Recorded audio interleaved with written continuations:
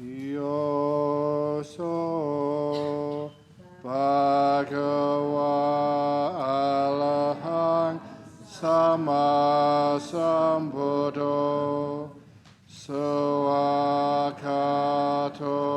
Yena Bhagavata Dhammo Supatipanno Yasa Bhagavato Sawaka Sangho Tamayang Bhagavantang Sadhamang Sasangang Imehi Sakare Hiyatarahang Aropite Hiyapi Pujayama Sadhuno Bante Bhagava Suchira Pariniputopi Pachima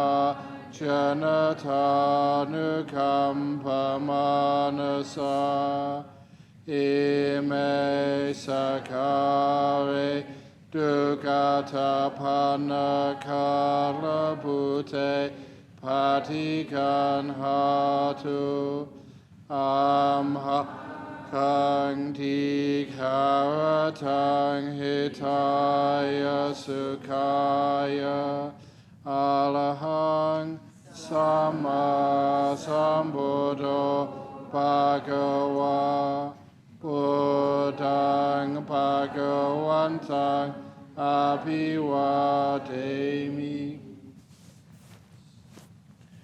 Suakato Bhagavata Dhammo Dhammang Namasami Supatipanno Bhagavato Sawaka Sangho Sangha Namo Tassa Bhagavato Arahato Sama Sambuddhassa Namo Tassa Bhagavato Arahato Sama Sambuddhassa Namo Tassa Bhagavato Arahato Sama Sambuddhassa Iti Piso Bhagava Arahang Sama Sambuddho Vichacharana Sampanno Sukhato Lokavidu Anuttaro Purissa Dhammasarati Sata Deva Manu Sanang Buddha Bhagava Tamahang Bhagavantang Abhipujayami Tamahang Bhagavantang Sirasa Namami Suakato Bhagavata Dhammo Sanditiko Akaliko Ehipasiko Opanayiko Pachatang Veditapo Vinyuhi Tamahang Dhammang Abhipujayami Tamahang Dhammang Sirasa Namami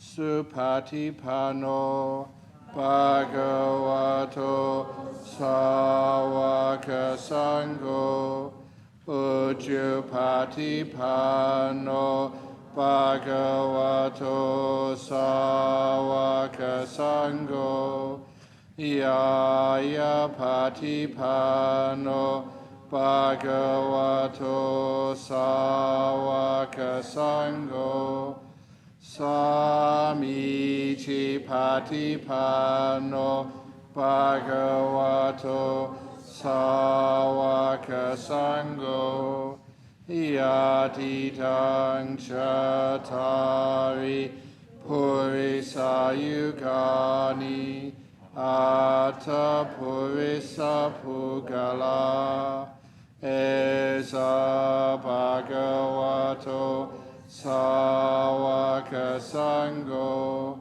Ahuneyo Pahuneyo Dakineyo Anjali Karaniyo Anutarang Punya Ketang Lokasa Tamahang Sangang Pujayami Sangang Sirasa Namami.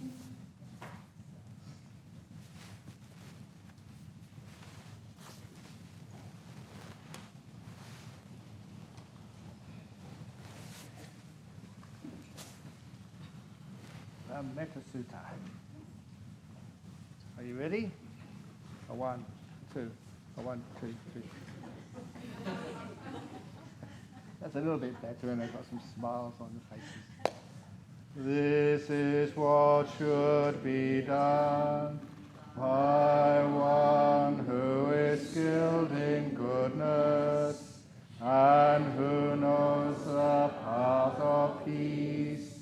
Let them be able and upright, straightforward and gentle in speech, humble and not conceited, contented and easily satisfied, not busy with duties, and frugal in their ways, peaceful and calm, and wise and skillful, not proud and demanding in nature. Let them not do the slightest thing that the wise would later reprove, wishing in gladness and in safety. May all beings be happy, whatever living beings there may be, whether they are weak or strong, omitting none, the great or the mighty, medium, short or small, the seen and the unseen, those living near and far away, those born and to be born, may all beings be happy. Let none deceive another, or despise any being in any state. Let none through anger or ill will wish harm upon another, even as a mother protects with her life her child, her only child, so with a boundless heart should one cherish all living beings, radiating kindness over the entire world, spreading upwards to the skies and downwards to the depths, outwards and unbounded, free from hatred and ill will, whether standing or walking, seated or lying down, free from drowsiness. One should sustain this recollection. This is said to be the sublime abiding, by not holding to false views, the pure-hearted one, having clarity of vision, being free from all sense desires, is not born again into this world. Sadhu, sadhu, sadhu.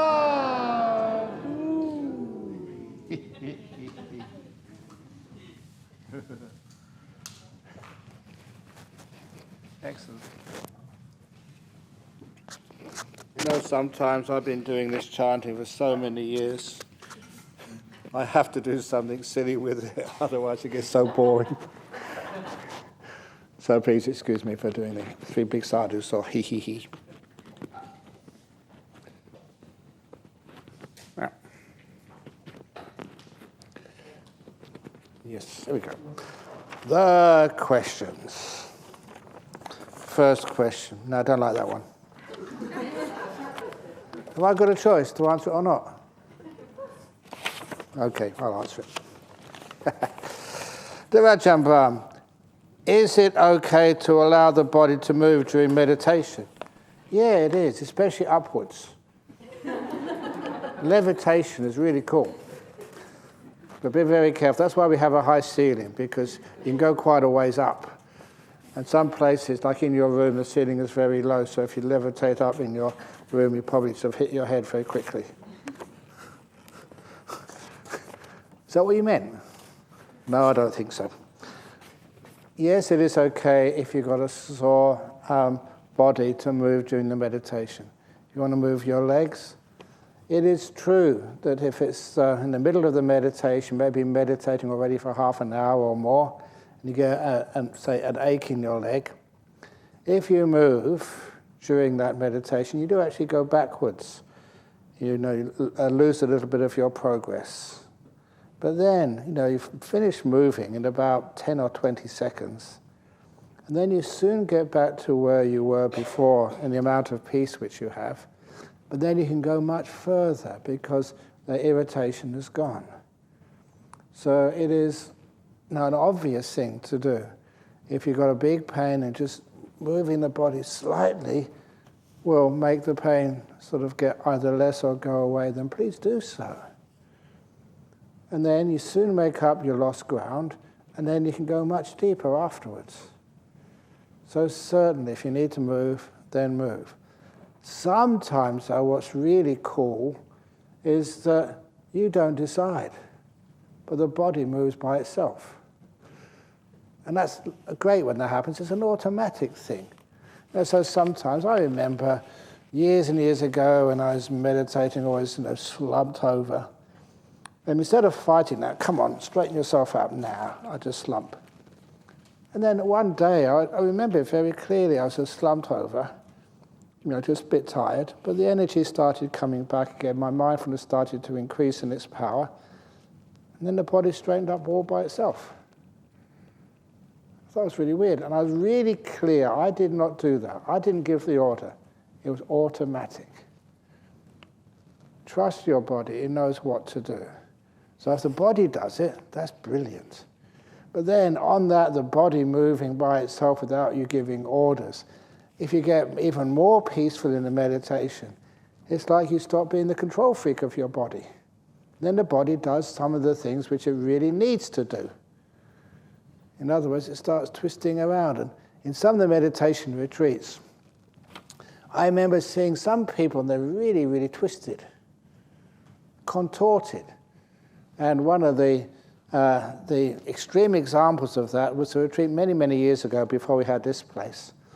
And somebody disturbed me during my meditation and said, Ajahn Brahm, this is serious. Look at that lady over there.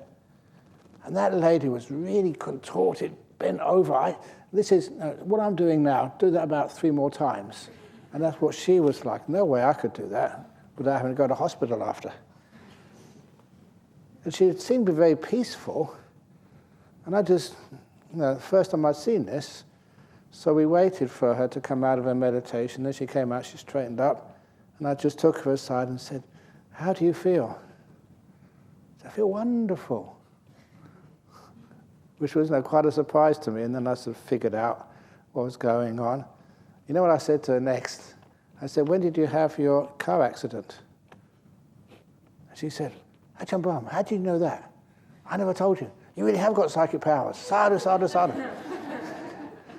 It wasn't psychic powers at all. All it was is just reason, logic. Because I knew that her body had to have had a very big injury. And that's the most common, a car accident. And when you're injured like that, hospitals, physiotherapy, they can do a lot to heal you. But in meditation, you're letting go of your body. You're going into your mind, you're relaxing, getting very peaceful. And then the body has this incredible freedom. And it does what it wants to do.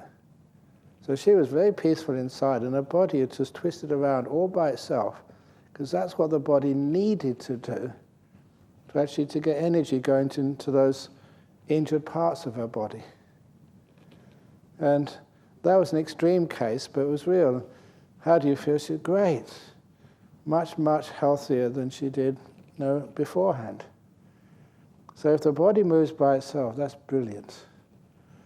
Because it means that you are stopping being the control freak, trusting your body, and letting the body get into a position where it knows it needs to be to get some healing to happen. It's weird, but it's true. It happens that way.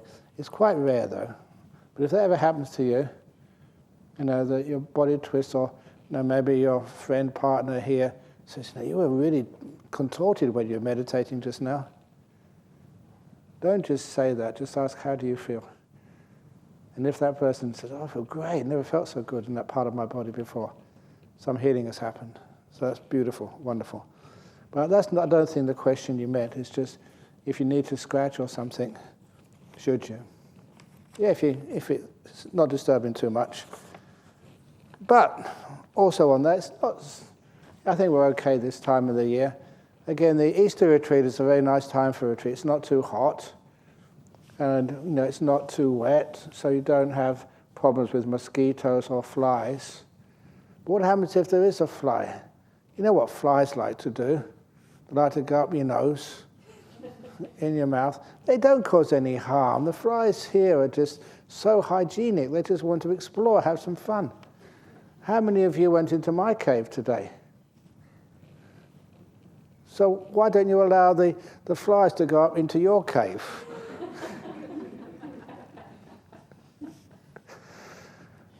And they have mosquitoes as well. Mosquitoes, I don't mind mosquitoes just biting you, but they don't just bite you anymore, do they? They go into your ear first of all, bzz, bzz, bzz, bzz, bzz, bzz, bzz. I'm coming, I'm going to bite you, bzz, bzz, bzz, bzz, bzz, bzz, bzz. They take advantage of us. But anyway, on one occasion at our temple in Nolamara, there was lots of flies around, so I was saying, they don't do any harm. They want to go up your nose, let them go up your nose, it doesn't matter at all. So I gave that instruction before we started the meditation. And of course it was live stream meditation, so the camera was on me. So I knew I was in trouble when a fly landed right here. Now normally, if I was in my room, come on, get off.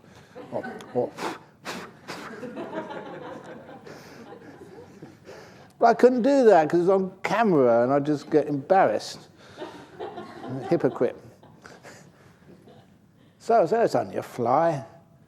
So I did some insight meditation. This is what I mean. Because, first of all, that fly, just on here, but of course, flies, they're very restless. They don't know about sort of stillness, samadhi, or meditation. They can't stay in one place. So I started going around my mouth. Very slowly. And I was just observing the feelings there, just seeing what was going on. And I discovered great insights. 2 insights I got from that experience, because when it went round, these places in my mouth, the edges of the mouth, they are much more sensitive than here. The feeling is more intense.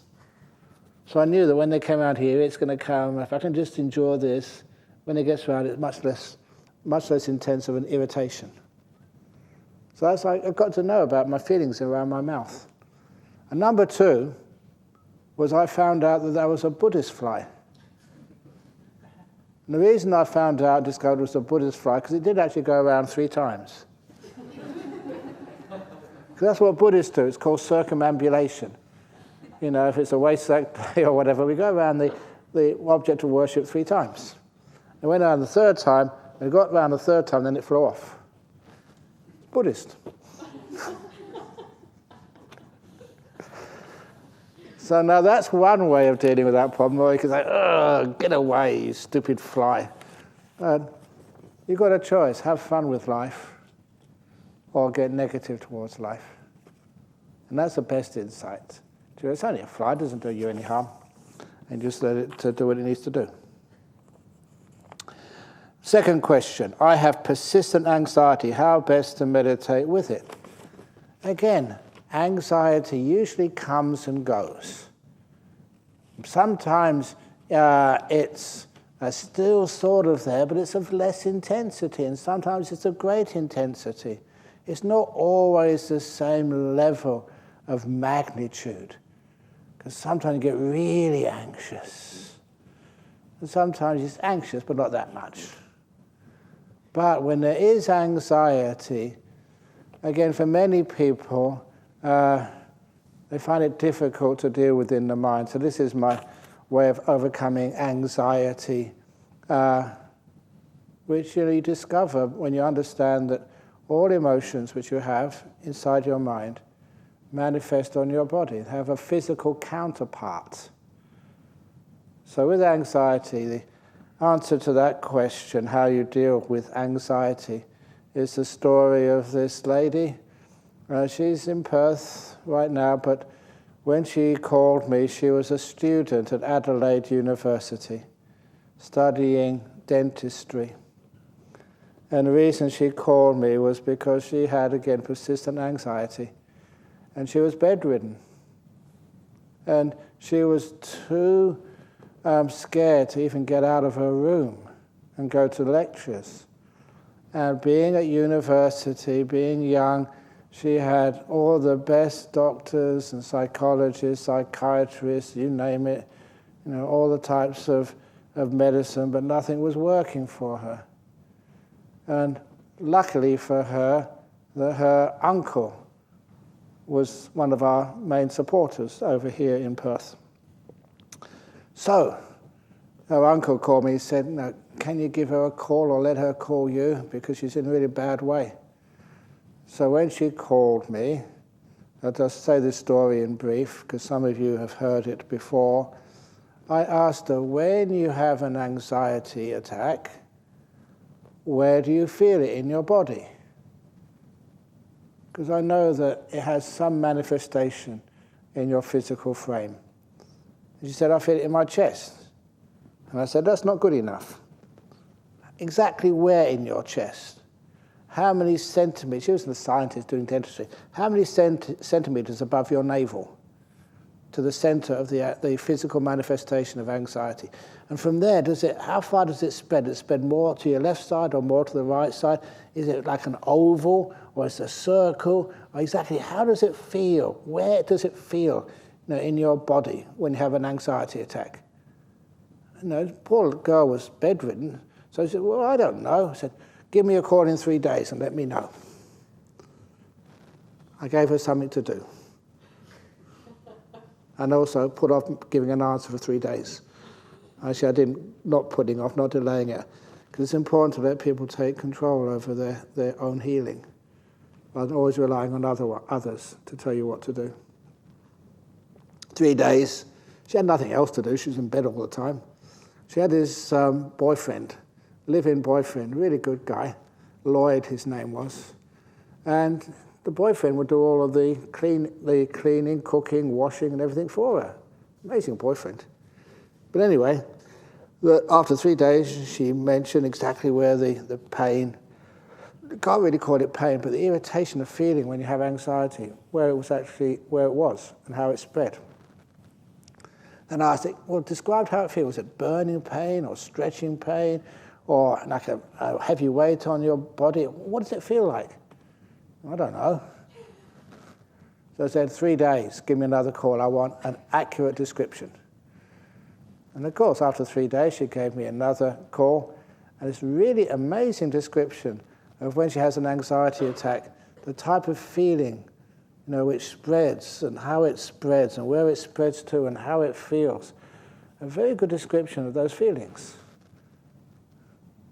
Classic mindfulness practice.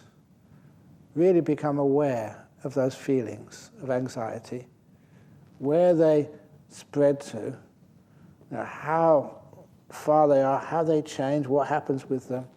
You really get to know your anxiety attack instead of just trying to get rid of it and escape from it straight away. So great, now you're aware of your anxiety and where it is in your body when you have a panic attack or anxiety attack. Now, when you have that panic attack, just take your hand and massage that area of your body which has a physical manifestation of your anxiety. Massage it with as much kindness and softness and gentleness as you possibly can manage. And I did tell her, said, you've got a live-in boyfriend. If you're too tired to do it, get your boyfriend to do it. I'm sure he'll agree. And give me a call in 3 days. And that's what she did. And after 3 days, she did follow the instructions, said, yes. What happened? I said, well, just had panic attacks. I know it very well now because you told me how to be mindful of it. And then I was massaging it. And then the physical feeling got less and less and less until the physical manifestation, the tension, the burning, disappeared. As you expected to with a massage. And what happened to the anxiety, I said. And that was the moment I remember most of all from that conversation. Because she paused. She went really quiet. It's what they call the eureka moment. He said, and the anxiety went away too.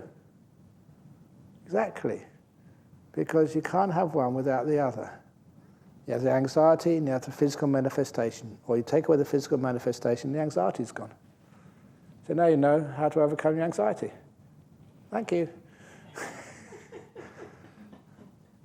And it worked so well. She kept in contact. A couple of weeks later, out of bed, then back to university again. She graduated first class honours, bless her. And then afterwards, there's two other parts to that. First of all, apparently she confessed to me that she'd nominated me for Australian of the Year that year. I didn't get it, but I said, oh, come on. I said, you saved my life. And then secondly, that because of most of her family were here in Perth, that she chose Perth. She chose the Sunken Gardens in UWA for her marriage ceremony. And of course, who did the blessing for her marriage ceremony? With Lloyd and her. And now she's got, I think, 3 kids now. And that's how she overcome anxiety. A very successful woman now. So good on her. And that's how you can deal with anxiety. Try and deal with it in your mind. And maybe you're not skillful enough with your mind. So be in the present moment. Don't worry about anything. As my favourite saying, don't worry, be hopey. I'm not saying be happy. Be hopey. In other words, you look at the future. If you look at the future with a negative mind, yeah, things might go wrong. But if with a negative mind, that's being anxious. You don't know what's going to happen. So look at the future with a positive mind, and that's being hopey. And to put that into a story, before I go on to the next question, Winnie the Pooh and Piglet. When you make the stories simple, people actually understand them. So one day, Winnie the Pooh and his best friend Piglet were walking back from Rabbit's house after they'd had a little something. That's how Winnie the Pooh would say, something to eat. And on the way back, it was still a long way to get to home, and there was a storm. And as they were walking through the forest, it was still a long way to go. And first of all, little branches were falling off, then big branches, and then whole trees were falling over. It was a very violent storm. And it was very dangerous. And little Piglet, the little ones, always get the most afraid. And little Piglet got so anxious that was grabbing the paw of Winnie the Pooh tighter and tighter and tighter until little Piglet said, I can't go on any longer. I can't go on. What would happen? What would happen if a tree fell when we were underneath it? That was a possibility. So even Winnie the Pooh stopped as well, but only for a couple of seconds. Then his native wisdom kicked in. He said, true. What would happen if a tree fell when we were underneath it? But what would happen if a tree didn't fall when we were underneath it? In other words, you just look to the future with a positive mind. Not what might go wrong, but what might go right. And actually the odds were in their favor. And the odds were also exaggerated because they were heroes of a book who had to be in the next chapter. So in other words, the likelihood of that happening to you is exaggerated by fear. And if you cool off and just be a bit hopey, you'll find out it's very unlikely that will happen to you. Which means you become more realistic and you don't give way to anxiety. So always remember that when you think, oh, what would happen if I have a heart attack? What would happen if an asteroid was on its way to Jhana Grove right now and we're about to die? What would happen if there wasn't? And that's a much better way of looking at life. So don't look at the future with negativity. If it's going to happen, it's going to happen. So please enjoy it before it happens. So what's the second one? Persistent anxiety. That one is the first question about the body to move. I'm not cheap. If I was a magician, I'd just make him disappear and you wouldn't even notice it. No, you see, I don't. Here we go. How do I put the cup down and keep it down without using willpower, or is some willpower required? No willpower, just wisdom power. Just let it go. Just break off the handle.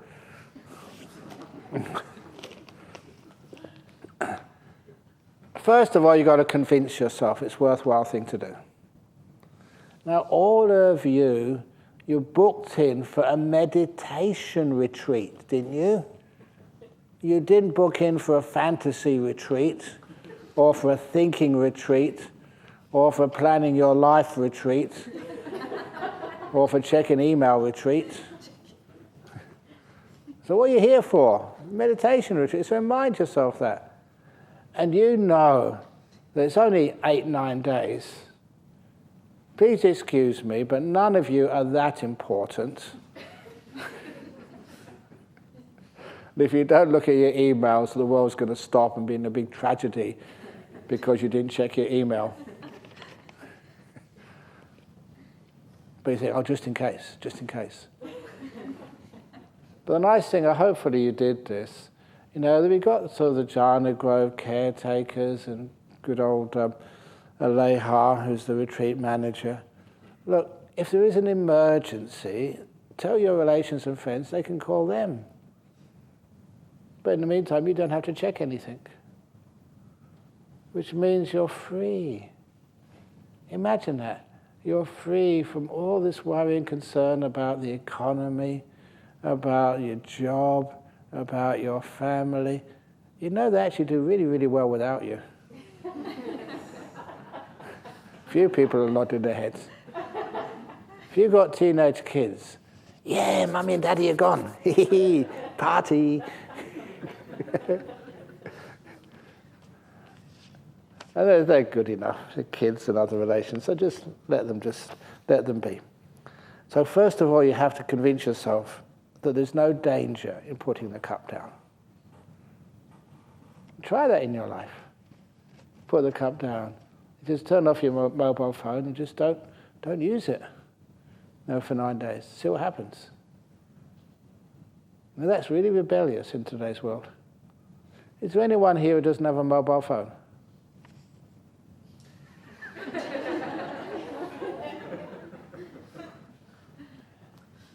Now you can understand why we're monks and nuns and how happy we live with our life. Are you controlled by your mobile phone? Or do you control it? The best way of controlling it is just turn it off for a week. Don't say, just check it, just in case. No, just in case, don't check. Put it down, leave it alone. See what happens. Then you're free. And there's so many other things you can put down. And one of the reasons is you deserve to. You work so hard, and you're very responsible. But when it comes to a retreat, have some time off, for goodness sake. For your own sake, for your family's sake. And it's a wonderful thing to teach the people you live with and love you that you can do this. You can take time off, time out. And that will encourage others to do the same. To take some time off, not to answer your mobile phones, not to check the news. When I was a young monk in Thailand, there was no news. Didn't know what was going on in the world. You're in this remote part of Thailand, very poor, no radio, no TV, no electricity, and just no newspapers, no nothing. And so I remember somebody coming to see me said, Ajahn Brahm, and you know you're from England, we just found out your country is at war with Argentina, the Falklands War. That was a really good joke. Thank you for telling me that. It was really funny. So no, it's true. Nah, it can't be. Apparently it was true. But because you don't watch the news, you don't worry about anything, and just wars come, wars go. And when you did see a newspaper, it was the same news, years apart. Corruption in government, someone got the sack, sort of celebrities or royalties, just having adultery or something. If you check the newspapers, 1 year or 2 years apart, and just change the names and the countries, it's the same news, just different characters. It's been like that for all of history. So you're not missing out on anything.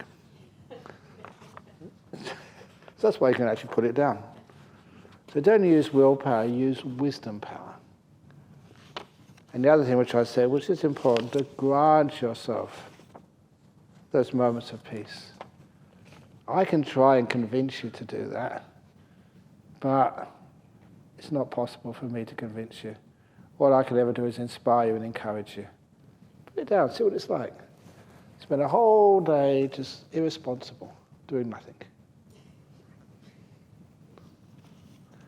It was difficult even for me, this little story. Hey? Can't be so long. Anyway, I started this story, so here it comes. I do have many responsibilities.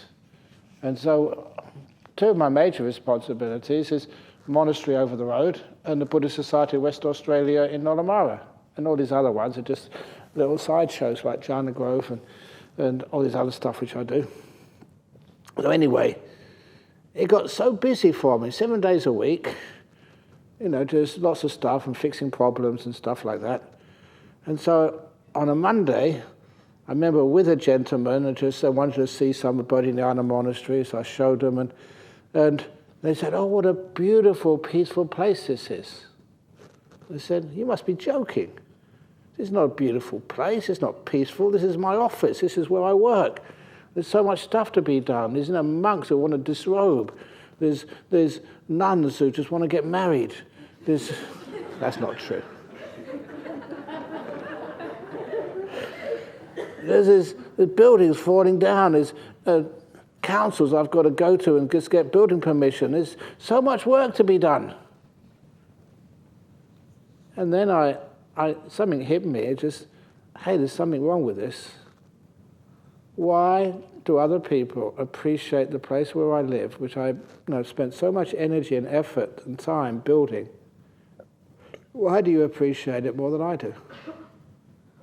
That's unfair. So, I changed my attitude. A lot of wisdom is just changing your attitude, seeing things in a different way, and it makes a huge difference. So I decided to, every Monday morning, monks all know this, I've heard me say this many times, every Monday morning, I'm not an abbot, I'm not a spiritual director, I'm not boss monk, I'm not head cocky, I'm not whatever you wish to call it. I pretend to be a visitor. So I'm a visitor to the monastery where I live. And so when I'm a visitor, someone asks me, can I ask you a question on meditation? No, I'm just visiting just like you. One of the monks has killed one of the nuns. Oh yeah, well.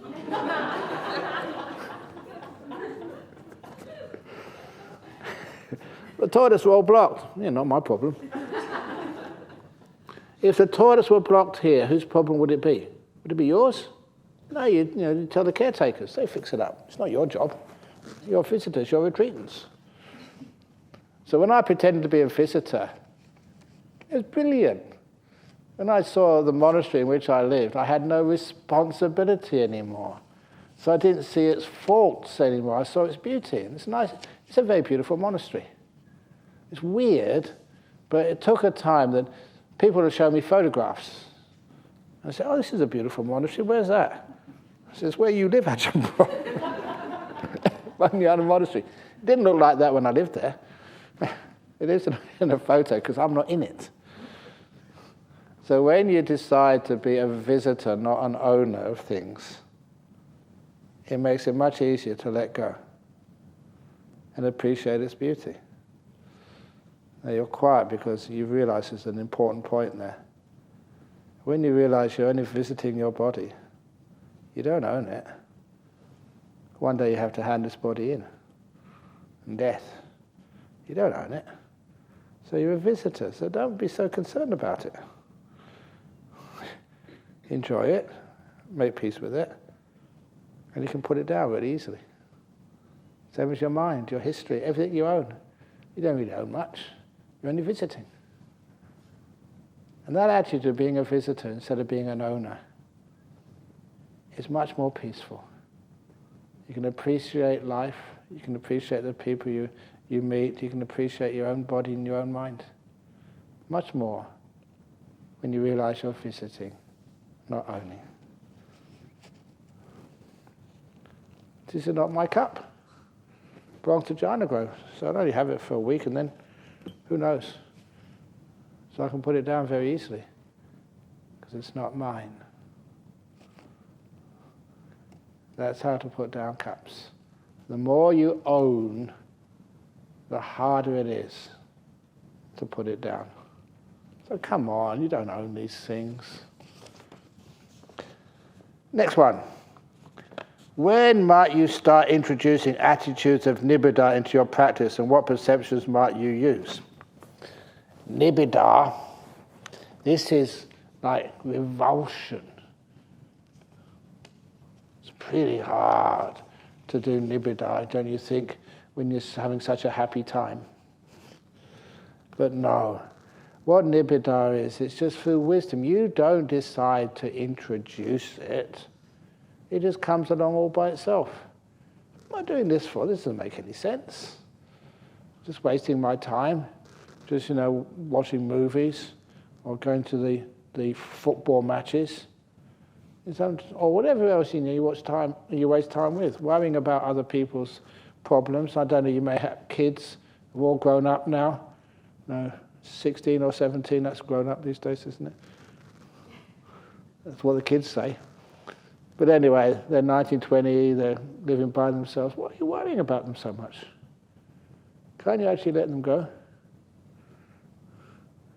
Have nibbida towards that that type of attachment which burdens you, which is unnecessary. Learn how to let things go. So the nibbida is the ability to see this is hurting both myself and others. This is only just causing problems and difficulties. And you can move away from it. It's nibbida. The people just, it's like very simple simile, like you're carrying a backpack full of rocks, heavy rocks. And you think, you've got to do that. And then after a while, you say, what am I doing that for? Because everyone else is. I think, no, I've got nibbida towards that. I'm not going to carry around burdens. I'm not going to worry about things where I can make no contribution. And nibbida is something which grows naturally. It's not what you do. It's just what happens when you stop doing things. As I meditate, it feels like feelings I've ignored come up to the surface and the body almost seems to be unwinding. Is this normal? Feelings you've ignored, you can let them come up. But don't just let them come up and cherish them. Let them come up and let them go out. That's why I've had that simile. Many of you know for many years. I'm sure I mentioned it so many times on this retreat. Opening the door of your heart. So my father said to me, son, whatever happens to you in your life, please know the door of my, he didn't actually say his heart is home, which wasn't much, but he meant his heart. The door of my heart's always open for you. That's a beautiful, unconditional love. But what you must always remember is there's two things, two purposes for a door, two functions was the word I was looking for. There's two functions for a door. One is to come in, and the other one is to go out. So if you really have a very good relationship with your partner, tell them, so darling, the door of my heart is open to you, get out. That's a big joke.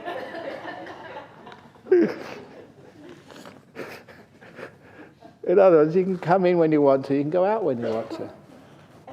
So many of those old feelings, let them come up. And after a while, when you see them, you're not afraid of them. There's like feelings I've ignored come up, let them come up. Okay, what you got to teach me? And when they've acknowledged them, when they've taught you whatever they need to know, they disappear pretty quickly. They never need to come up again. You ignore them, you give them power. You let them into your heart. They stay for a while, but actually not long. And then they go. You're free of them. Yay! So it is when you're meditating, you're letting go more. So you're not controlling these things. Allowing them to come up. And please always know that this is a very safe place. I've been in this business a long time. So if you get a problem which I've never seen before, oh, thank you. Wow, that makes it a bit more interesting being a teacher. So anyway, it's no problem at all. My mind is afraid of silence and keeps playing songs like a jukebox in my head. What should I do to stop this? Take the power plug off.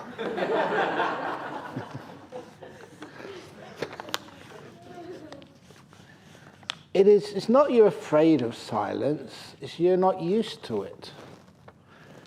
Just like when you first come here, many of you have been here so many times, you know exactly where everything is. But for some of you come here for the first time, and you don't know where the toilets are, where you get your food, what you can do, what you can't do, how far you can walk, what you're supposed to do, even your room. What am I supposed to do? So there's always a bit of tension the first time you come to a new place. So even me, I don't know why, I've been here so many times, but even the first night, I never sleep well the first night I come here. Tonight's always a really good night's sleep. And the third night, just really great. Is that the same with you? Did you have a good night's sleep last night? If you did, wonderful. If you didn't, tonight would be far better. It's like, your head, your body gets used to the environment, and you recognize everything. So it's where you live. So we go through these stages. The first is, how I call it, recognition. You know where you are, you realize you're pretty safe, but you're still a bit tense. And then familiarity. You recognize it's just like home. And that allows you to go to the third stage of ease. Recognition, familiarity, and ease. And that's the same with every stage of meditation. For example, I may say, to do metta meditation, loving kindness. You'll recognize, what the heck is that? What is loving kindness? And then you can put words to it, but that doesn't really help. You feel it. All right? The more you feel it, you recognize it, and then you become familiar with it. So, you mention loving kindness to me. Oh yeah, loving kindness. I'm familiar with it. It's a good old friend. And as I said, after familiarity, you get at ease with it. You just hang out with it. You don't have to pretend to be anything or entertain it. You can just be quiet with your loving kindness, and you can hang out, chill out together for hours. You're at ease with it. There's no tightness or tension. And that's actually how we deal with these things. What was it again? The silence. What is silence? Can you recognize it when it happens? Because I'm a monk, been a monk a long time, a meditator, there's silence. I love silence. You love the love of your life type silence. And there's so many beautiful, beautiful stories about silence. When I was 2 years as a monk, staying in this monastery in central Thailand, good food for a change. But anyway, they took me to this monastery. It's such an old monastery, I still don't know where it is, in Khao Yai Mountains. And it was actually gorgeous.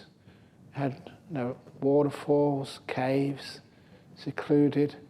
And I went in one of those caves, which had been sort of a developed cave. It had concrete floor. It had, the water was piped out, so there was no dampness there. And it was just so still inside. And I just went to the very end of that cave and sat down. No cushions or anything. And I was thin at that time. But the silence was just so powerful in the cave. And I remember that for the rest of my life. Beautiful place. There are so many great experiences with silence. I recognize it straight away. It's a friend. A really, really delightful friend. Had so much wonderful times together. So you recognize silence, like you recognize the room where you live in this place. You become familiar with it. And you can really relax in it and have so much ease with silence. But of course, what challenges you, and I recognize this the first time I came over here to Jhana monastery, when we had visitors, people would raise their voice. They wouldn't talk in the normal tone. They'd start shouting. And I couldn't figure the psychology of that out until you realize the silence was threatening them. Because here in the bush, it's far enough out, there wasn't people here. This place would be so quiet in the evenings. There's no traffic, not on a flight path. And the animals are so peaceful. The kangaroos hardly make any noise at all. So it's a very peaceful place at night time. And that's one of the reasons why it challenges people, because we're not used to it. It makes us silent. And when we're silent, we disappear. It challenges our identity as a person always in charge, always thinks, works things out, tries to see where all the escape places is, work it out first of all, think what you're going to do if something goes wrong. We're so frightened beings. And when we feel silent, we feel disarmed, disabled, vulnerable. But this is one of the reasons why a place like Jhana is such a calm place. No one has ever died here. since we started this place. No one's ever got sick and got really badly injured. It's a very safe place. No one's gone bonkers and crazy here. Quite the opposite.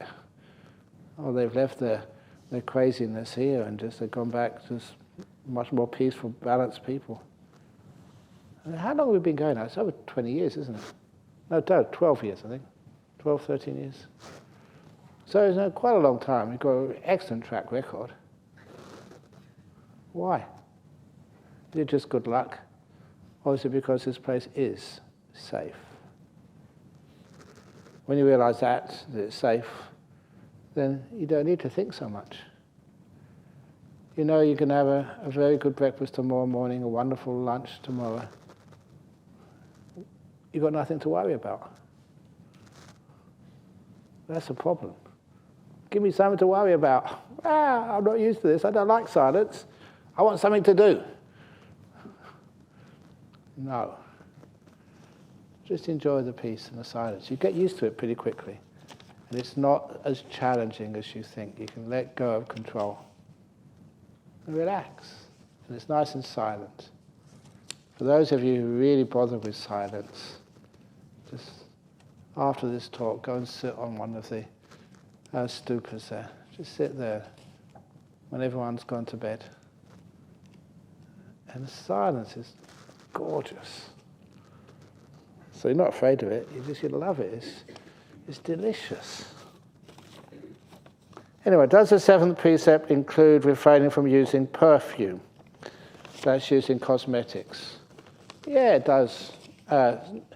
It's okay deodorant, but you don't need. Why do people like putting on perfume anyway? I never use perfume.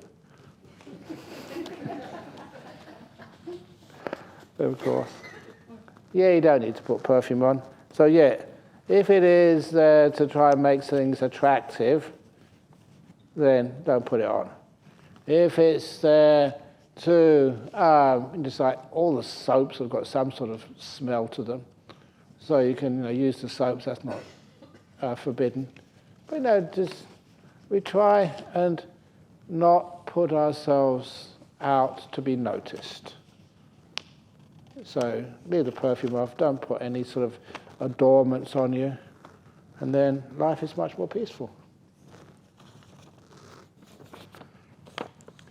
Thank you for this morning's talk. Can you please talk further about control as kindness?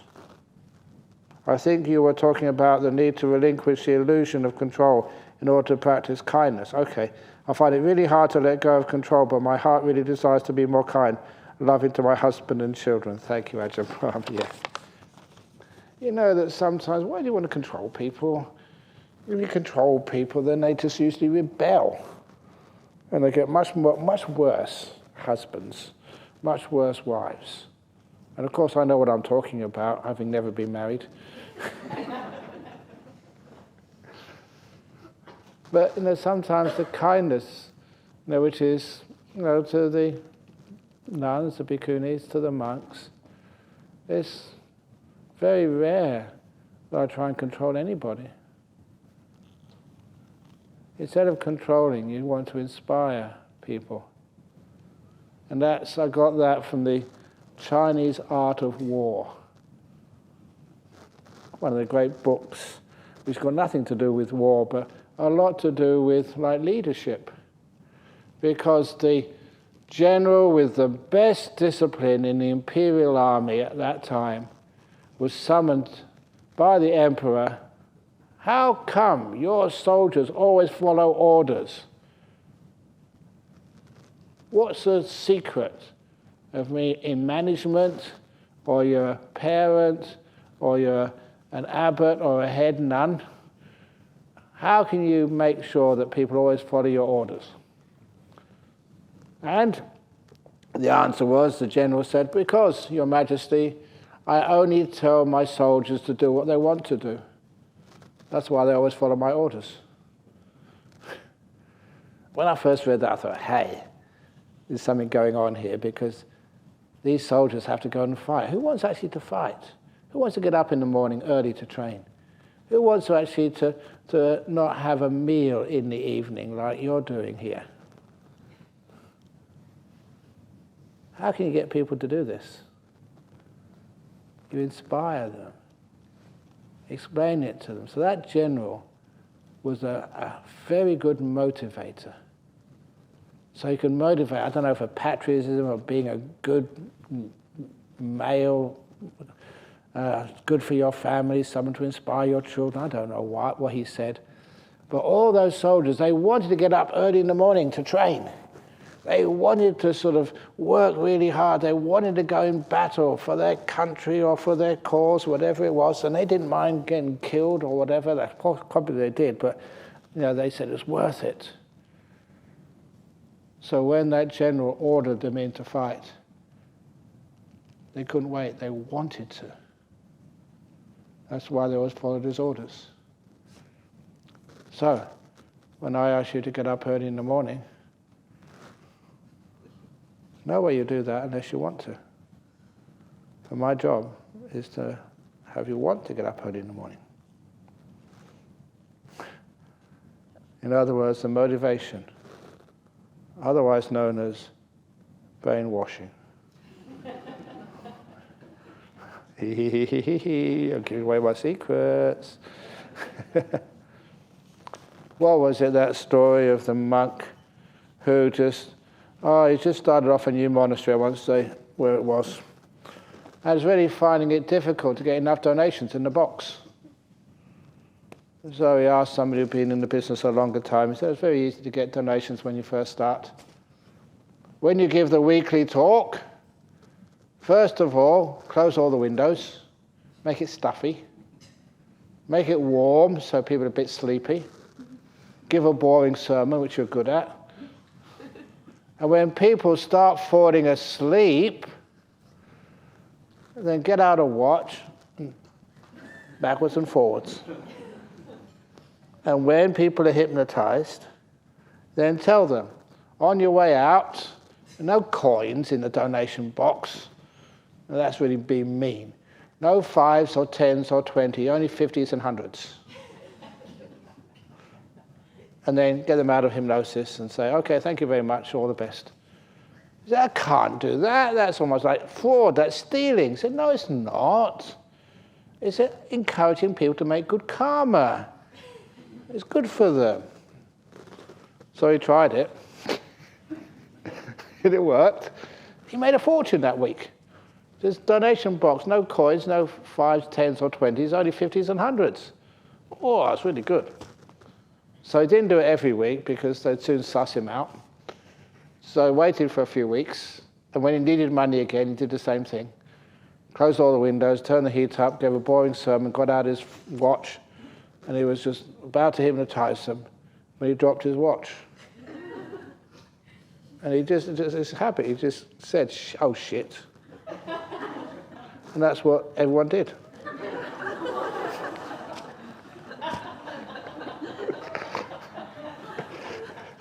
Took him a couple of weeks to clean up the hall.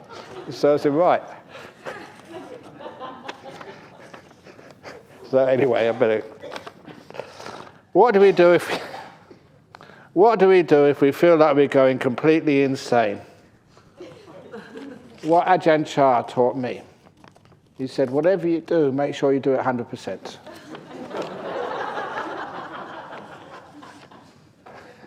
That's true, that's what he said. If you feel you're going 100% insane, you're not. So that sometimes we do these things because you need a bit more like kindness. I'd always give compassion, kindness to any sort of illness, especially if people think they're going a bit bananas. To just be kind to yourself. Here's the story. There was this famous story which every retreat I mention, and it's one of the most beautiful psychological insights of the Buddha. And it was, the story of the monster in the Empress's palace story. You can use this in so many different situations, the same if you think you're going insane. And that is the Empress. She came on a retreat in Jhana Grove. And when she went back to the palace, she found in her absence this big monster had come into her palace. And this monster was so big and ugly and frightening that all the security guards, they didn't do their job. They just hid behind the flower pots. They went in the cupboards. They went under the tables. They were so frightened of this monster. And that allowed this demon to walk right into the central hall and sit on the Empress's throne. And I was just going a little bit too far. The security came out from the cupboards, from under the tables, and said, "Get out of here. You don't belong here. This is our Empress's place. You better get out quick." And those few aggressive, unkind words and deeds, the monster grew an inch bigger, more ugly, more smelly, more frightening. And that made all the soldiers even more upset and angry. And they started threatening and cursing.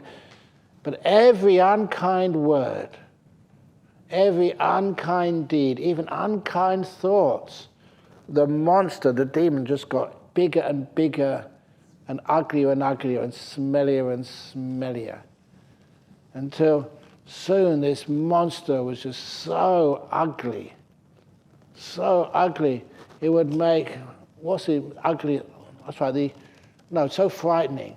Apparently, because I don't watch movies, the most frightening monster created by Hollywood was Donald Trump. No, I mean Alien.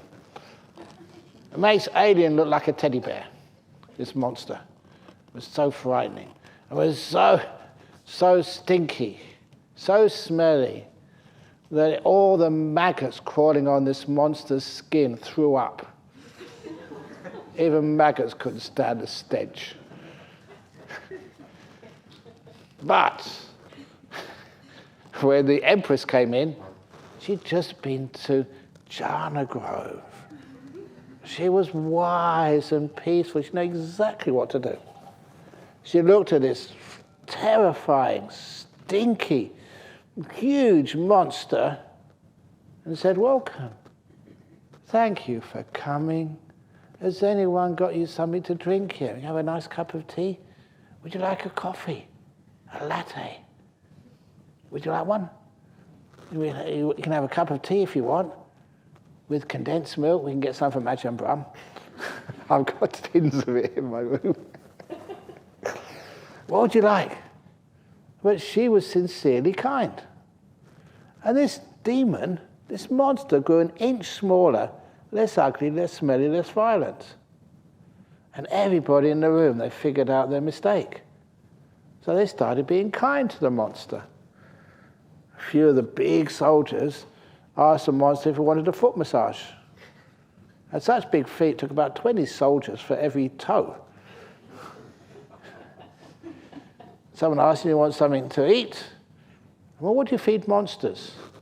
Well, someone had a really brilliant idea, monster pizza. So they got on their mobile phones and ordered a monster pizza delivery for the monster. What sort of music do you like to listen to? Was it gangster rap? Or I don't know what monsters like. But anyway, they're so kind to the monster. Every kind act, every kind word, every kind thought, the monster kept shrinking and shrinking and shrinking until it was soon back to the size when it first came in. But they kept on with the kindness until it got so small that one more act of kindness and the monster vanished completely away. And the Buddha said we call those anger-eating monsters. Get out of here, you don't belong. And they get bigger. That's how you get rid of, if you're going completely insane, say, "Welcome. Welcome, monster insanity. Thank you for visiting me. How can I look after you? Anything you need?" If you try that, kindness, compassion, all these negative emotions, they can't withstand that. They just get smaller and smaller and then they vanish. Ajahn Brahm, What type of wrongdoing, Kilesa, a stream winner may do, up to becoming a once returner? Can you kindly explain? So these are the different stages of enlightenment. And a stream winner, one who's actually attained to stream winning, not on the path of stream winning, which is a different thing. They're the ones who they've seen there is like no self, that this thing you think is you, consciousness, will, knowing, is just an empty process. But that is just an understanding, a view you've seen to the heart of it. But that doesn't mean that your thoughts and perceptions are in line with that. It's hard to find similes, but one of the similes, in the old days anyway, when a person was a smoker, smoked cigarettes, then they soon find out that's really bad, it's going to kill you. But the habit is sometimes strong, so it takes a long time for them to fight their habit and get through it so they don't smoke ever again. Many people, they can see the Dhamma very deeply, through deep meditation. Then afterwards they know there's no one in there, but still they can get upset and angry. So they can have all of the usual defilements, but not really big ones. And they won't last. Do you understand? Of course you don't. You can always ask again. When meditating, when my back becomes more, when meditating, when my breath becomes more subtle, can barely feel, I either end up falling asleep or going off into daydreams, thoughts. Even when there is some joy in the mind, I don't quite know how to focus or deal with it. What, please, advise? Focus on the joy which is there. The breath is very subtle, very peaceful. Get a bit more joy coming up. More happiness, and just focus on it, recognize it. What type of joy is it? It's a specific flavor of joy. Really get to know it. And then when the breath is very subtle, the joy is just so great. And when the breath vanishes, you don't fall asleep. You're far too awake to fall asleep. And you don't fantasize. You don't want to sacrifice the beautiful joy of peace and silence. Who wants to fantasize or think or fall asleep when you're having such a wonderful time? So instead what happens, you see these beautiful lights in the mind, the nimittas. And they're gorgeous. You get into seeing those, and then you're just having a wonderful time. This is the five senses are shut off, and the mind is starting to get strong.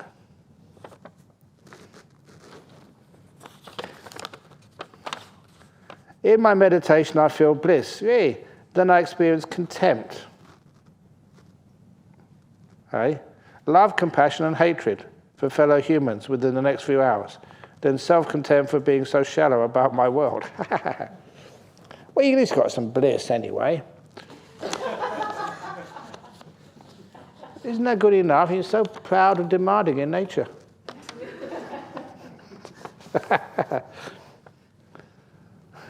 So I don't know why you do that. It's probably just to try and prove you still are.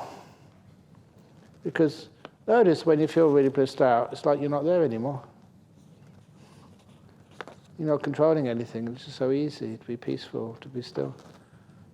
And then after a while, just you feel love and compassion and hatred for fellow human beings. Who are you feeling love and compassion towards before anyway? So have love and compassion. If hatred for fellow human beings within the next few hours, it's only for a few hours, and then it'll disappear. So that's good enough for now. So don't get hatred about feeling hatred. Don't get anxious about being anxious. Don't have suffering about having suffering. We call that double dukkha. And some people have triple dukkha and quadruple dukkha. They have suffering about suffering about suffering about suffering. We are so complicated people. So after all, hatred for fellow human beings. Who has that hatred? after a while there's no self in there anyway, and so just after a while it disappears so quickly.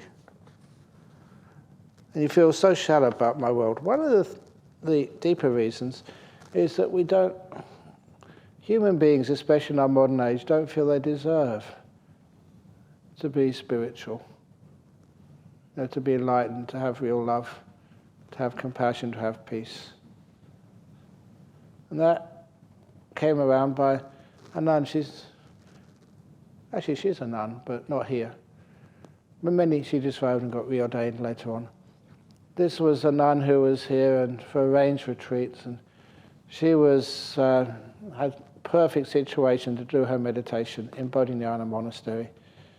And that I was doing the counseling for her, the interviews, and she was getting these incredible nimittas, beautiful lights in the mind, which is just right that far from jhanas and what happens afterwards. And I could not figure out why she could not make that very simple last step, from nimittas into jhanas. And for 3 or 4 weeks, and I was expecting any day for her to come and say she'd broken through to these jhanas, but she never did.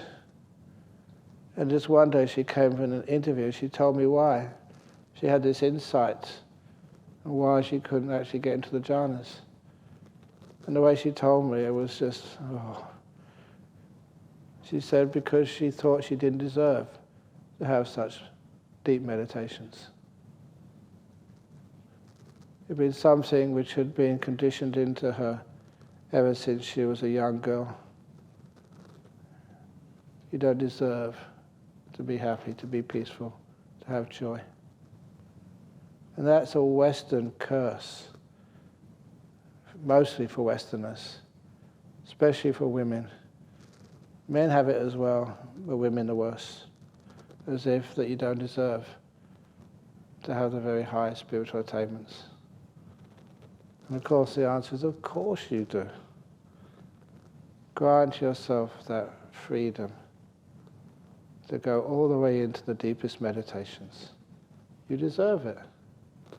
And any of you still think that you don't deserve the very, very best in spiritual life, you can come up to me if you have faith in me and confidence, and I'll give you a certificate which grants you permission to get into jhanas, to get enlightened, or whatever you want. I don't know why people want certificates or just permission. It's not like a driving license or a marriage license or whatever. Of course you deserve it.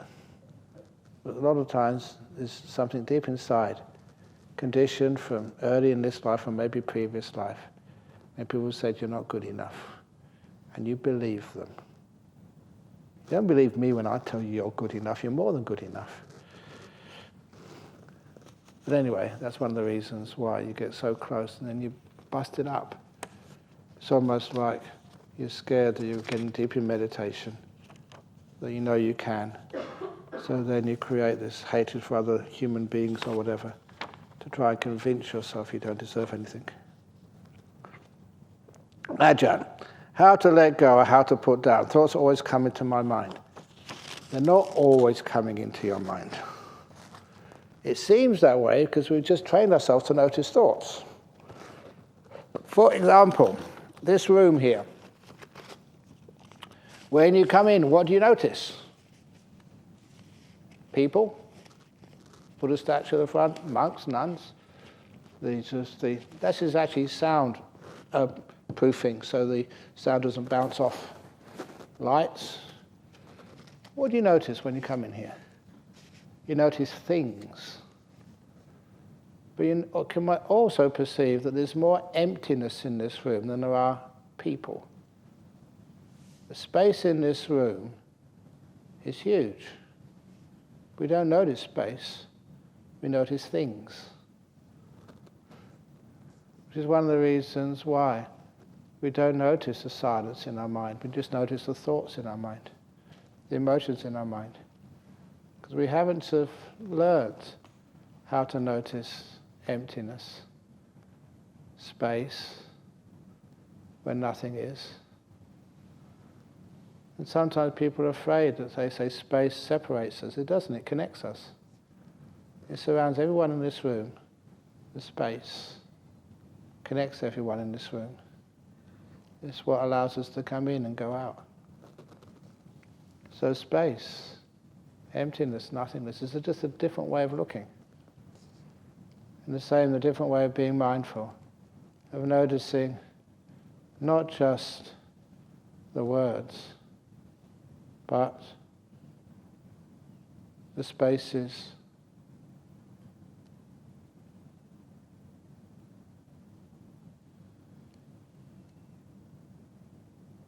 between the words. And for many of you, you were silent. Thoughts weren't coming up. So this silence, a lot of it, we miss it, we don't look for it, we don't notice it. Dear Ajahn, can you share your skincare routine so we can glow like you? Yeah. This is, I'm 69 now, almost 70, and I don't know, because only time I look in the mirror to shave, but apparently that when I was giving a talk in Bangkok about 5 or 6 years ago, that somebody asked me that question. And they say, how come your skin, your complexion looks so young? That's what they said in Bangkok. I said, easy answer. And I've got young skin complexion because I've never been married. Any guys here know what I'm talking about. You don't have to worry about anything. No stress. That's not my skincare. They thought it was funny. No one's laughed here really yet. Anyway. Now, one thing you've probably noticed, I'm not afraid to have happiness and smile and have fun. Even little things like just with the chanting. To be able to make the chanting a little bit more interesting, the 3 sadhus. And the chanting is very interesting. You know what's coming now, don't you, Venerable Bhikkhunis? Have you listened to the chant? Why is it there's so many monks in this world, but very few nuns? Why do they have a much more difficult time in life than monks? You've got to be honest about it. Listen to that chant. That's right. Whatever living beings there may be, omitting nuns. Let nuns deceive another or despise any being in any state. Let none, through anger or ill will, wish harm upon another. Did you notice that? Those of you who heard the talk before have noticed it probably. Anyway, is it possible to chant the metta in Pali just one time? Yeah, you can do that if you wish, but you miss out. There's beautiful teachings there about nuns in the metta chant.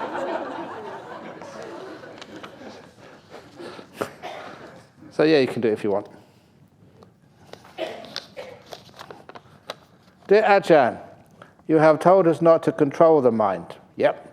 Can you please explain the difference between restraining the senses but not controlling it? Does restraint mean being mindful, focusing on the knower rather than the doer, the controller? No, it's just restraint. It means just, what do I want to do that for? Well, restraint. Do you want to sort of slam doors? When you're upset at somebody, I'm going to teach her. She got up really early this morning, 4 o'clock, and slammed the door. So just wait till 1 hour after she's gone to bed or to sleep, and then bang! That taught her a lesson. Please restrain from doing that. Now, that's not an instruction. That's not what you're supposed to do. Ajahn Brahm told me to do this. No, I did not. So you don't control the mind, because if you try to control the mind and try and make it do things, but what you can do restraint is this, coming back to this experiments done on will by this Professor John Libet, Libet. And he realized that when you do something, it appears that you chose to do it. But that's actually not what happened. He proved with a lot of wonderful experiments. By the time you say choose to touch your foot, when you're aware of that will, I'm going to touch my foot, I'm going to do this, you think it's free choice. But the brain has already started the process in action. An action of speech or body, it starts off with what they call readiness potential in the brain. They can see it. And then, what was it, about 0.4 of a second or 0.6 of a second afterwards, that which you recognize as will, the first time you can be mindful, you can't be mindful of the readiness potential except if you've got a CT scan on your brain. First time you're mindful is of this thing which you recognize as will, and then you act. So you've made the association of this thing which you call will and the action which follows afterwards. But by the time you will, it's already happening.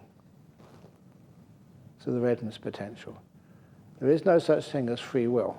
Professor Libet proved with great accuracy. But, he said, you can interfere, and you've got a half a second or something to stop that.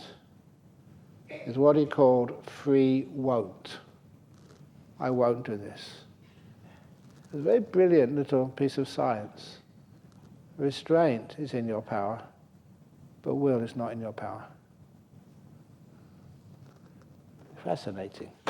I'm sure I'll get some more questions on that tomorrow. But you don't have to ask those questions tomorrow.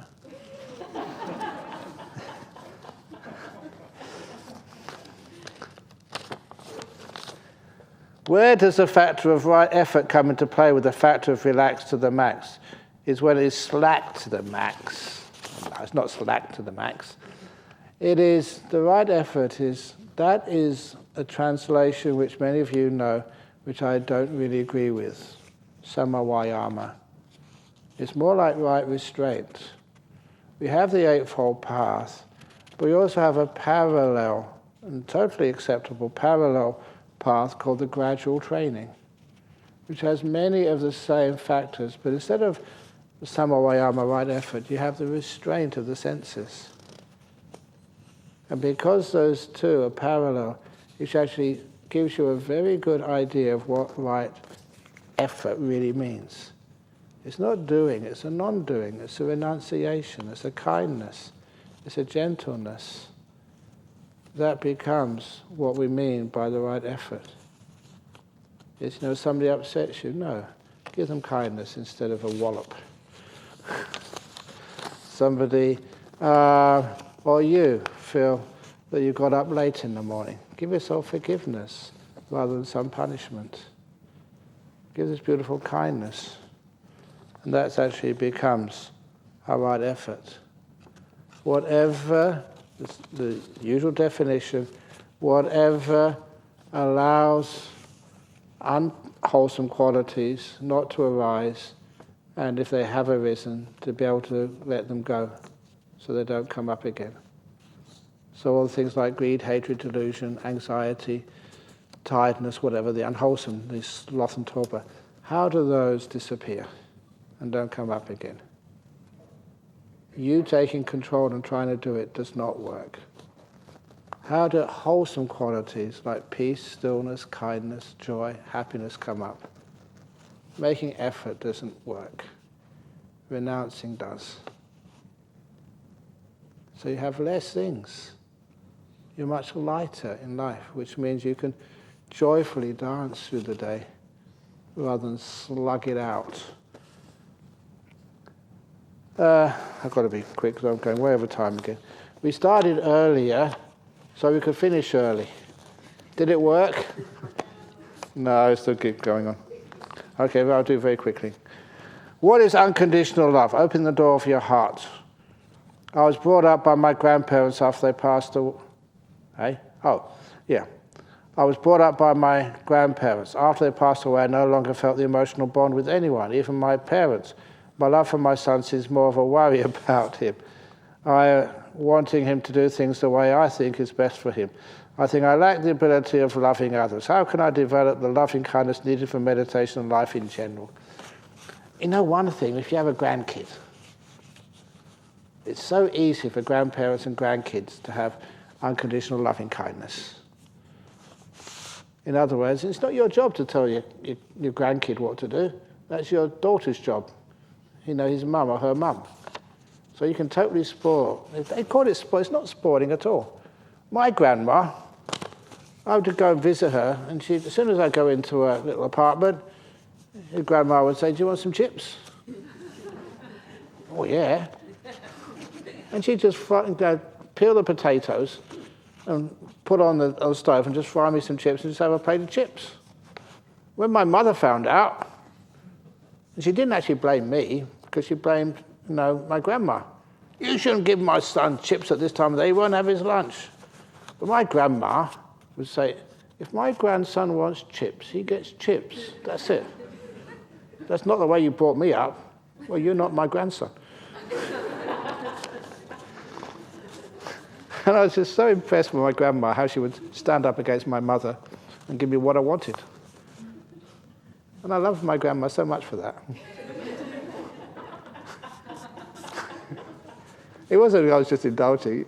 You may have grandparent love like that, because they don't have to train you.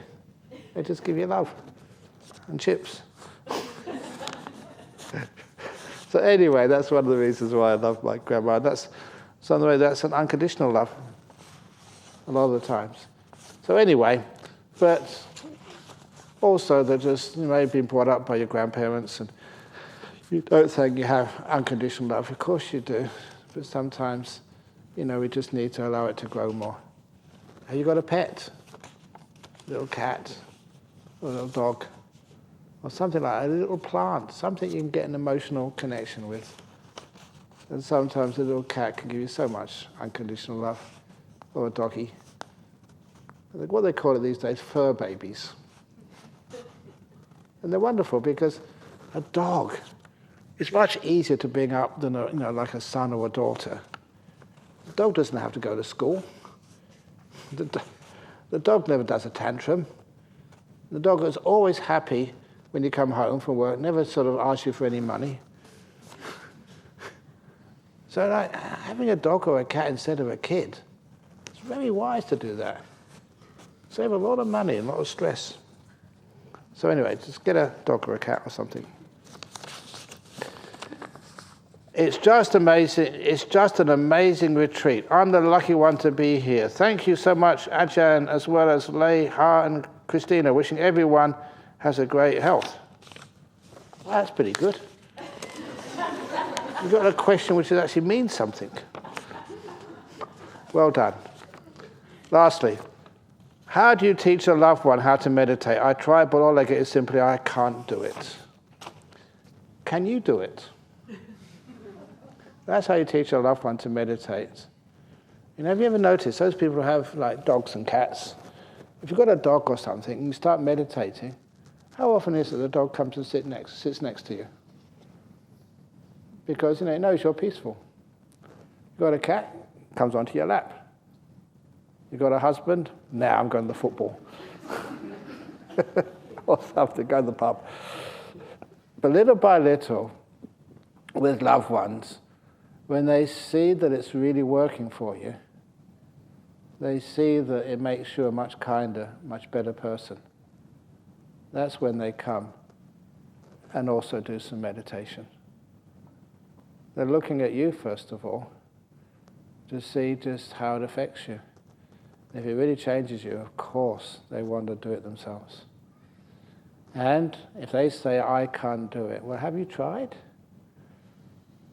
And get them to come to some nice place to meditate, like here.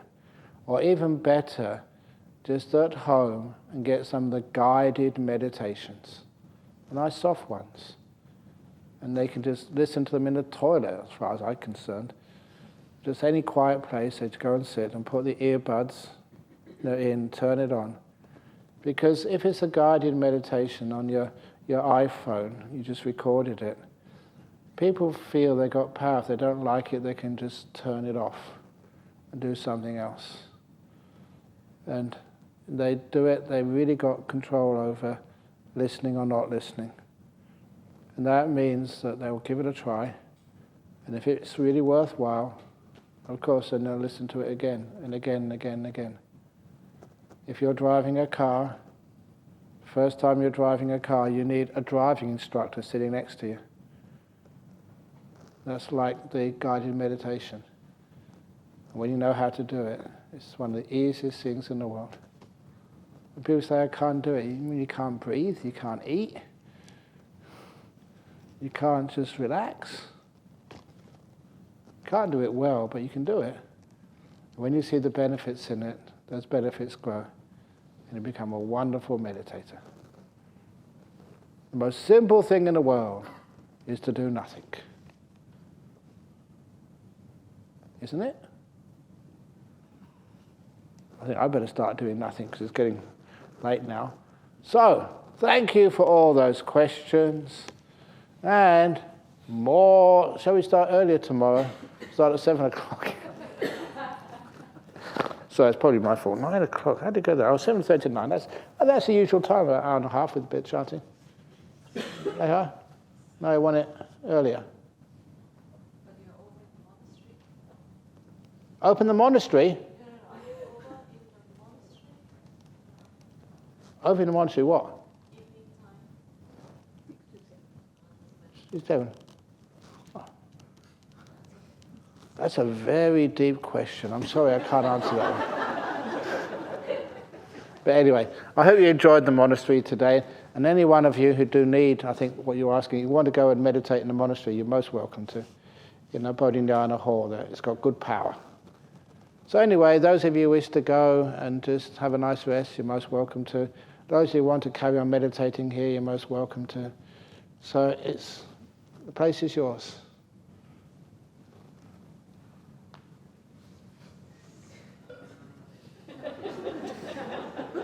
Patience. Sadhu. Sadhu. Sadhu.